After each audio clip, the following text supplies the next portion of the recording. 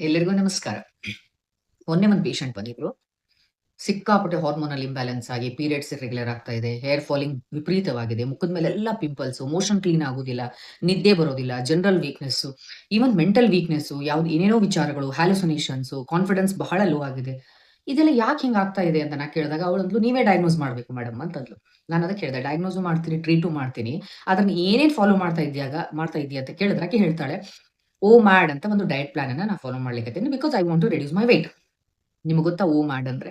Once meal a day ಅಂತ ಅದೊಂದು ಹೊಸ ರೀತಿಯ ಒಂದು ಡಯಟ್ ಪ್ಲಾನ್ ಸ್ಟಾರ್ಟ್ ಆಗಿದೆ ಸೋಷಿಯಲ್ ಮೀಡಿಯಾದಲ್ಲಿ. ಇನ್‌ಫ್ಯಾಕ್ಟ್ ಅದು ಹೊಸ ಪ್ಲಾನ್ ಅಲ್ಲ. ನಮ್ಮಲ್ಲಿ ಮೊದಲಿಂದಾನೂ ಇದೆ. ಋಷಿ ಮುನಿಗಳಿಂದಾನೂ ಅದನ್ನ ಒಂದೊತ್ತು ಉಂಡವನು ಯೋಗಿ ಅಂತ ಹೇಳ್ತಾರೆ. ನೀವು ಕೇಳಿರ್ಬೋದು. ಅದೊಂದು ಬಹಳ ಉತ್ತಮವಾದಂತ ಡಯಟ್ ಪ್ಲಾನ್.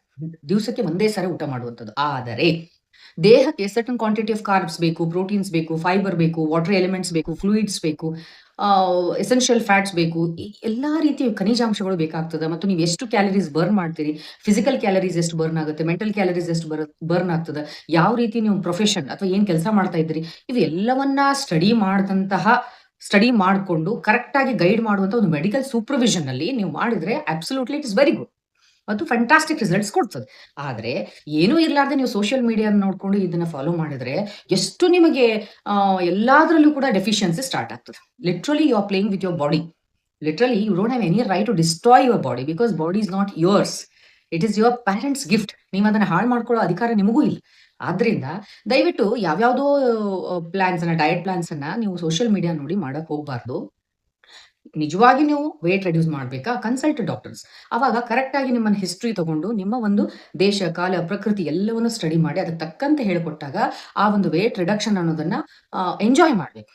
ಹೆಂಗೆಂಗ್ ವೇಟ್ ರಿಡ್ಯೂಸ್ ಆಗ್ತಾ ಹೋಗ್ತದೆ, ಆಗ ಇನ್‌ಫ್ಯಾಕ್ಟ್ ಹೇರ್ ಫಾಲ್ಸ್ ಬಹಳ ಆಗ್ತಿತ್ತು ಅಂದ್ರೂ ಕೂಡ ಅದು ಕಡಿಮೆ ಆಗ್ತದೆ. Quality and quantity of sleep ಚೆನ್ನಾಗಾಗ್ತದೆ. Quality of sleep is very important. ಅದು ಬಹಳ ಇಂಪ್ರೂವ್‌ಮೆಂಟ್ ಆಗ್ತದೆ. ಮತ್ತು ನಿಮಗೆ ಆಕ್ಟಿವ್‌ನೆಸ್ ಬರ್ತದೆ. ಮುಖದ ಮೇಲೆ ಒಂದು ತೇಜಸ್ಸು, ಓಜಸ್ ಅಂತ ಏನ್ ಹೇಳ್ತೀವಿ ಅದೆಲ್ಲ ಬರ್ಲಿಕ್ಕೆ ಶುರುವಾಗ್ತದೆ. ಆದ್ರಿಂದ please don't neglect and don't experiment on your body. Okay. ನೋಡಿ, ಇವತ್ತು ಸಾಯಂಕಾಲ ಈಗ ನಾನು ಈ ರಾಗಿ ಹಾಲನ್ನ ಕುಡಿತಾ ಇದ್ದೀನಿ. ಜೊತೆಗೆ ಫೈಬರ್ಸ್, ಎಸೆನ್ಷಿಯಲ್ ಫ್ಯಾಟ್ಸ್ ಇರುವಂತಹ ಈ ಪೀನಟ್ಸ್ ಮತ್ತು ಕೋಕೋನಟ್ ಅನ್ನ ತಿಂತಾ ಇದ್ದೀನಿ. ಯಾವ ಸಮಯದಲ್ಲಿ ಏನ್ ತಿನ್ಬೇಕು, ಹೇಗಿರ್ಬೇಕು, ಆರೋಗ್ಯದ ಬಗ್ಗೆ ನಿಮ್ಗೆ ಒಳ್ಳೆ ಮಾಹಿತಿ, ಅಥೆಂಟಿಕ್ ಮಾಹಿತಿ ಬೇಕು ಅಂದ್ರೆ ಈ ಚಾನೆಲ್‌ಗೆ ನೀವು ದಯವಿಟ್ಟು ಸಬ್ಸ್ಕ್ರೈಬ್ ಮಾಡ್ಕೊಳ್ರಿ. ನಿಮ್ಮ ಫ್ರೆಂಡ್ಸ್‌ಗೂ ಶೇರ್ ಮಾಡ್ರಿ. ಮತ್ತು ಯಾವ ಸಮಯದಲ್ಲಿ ಯಾವ ತರ ಆಹಾರವನ್ನ ಸೇವಿಸಬೇಕು, ಅದನ್ನ ಯಾವ ರೀತಿ ಪ್ರಿಪರೇಷನ್ ಮಾಡಬೇಕು ಅಂದ್ರೆ ನನ್ನ ಇನ್ನೊಂದು ಚಾನೆಲ್ ಇದೆ, ಅನುಗ್ರಹ ಆಯುರ್ ಕಿಚನ್ ಅಂತ. ಅದನ್ನು ಕೂಡ ಸಬ್ಸ್ಕ್ರೈಬ್ ಮಾಡ್ಕೊಳ್ರಿ. ನಿಮ್ಗೆ ಒಳ್ಳೆ ಬೆನಿಫಿಟ್ ಸಿಗ್ತದೆ. ಓಕೆ.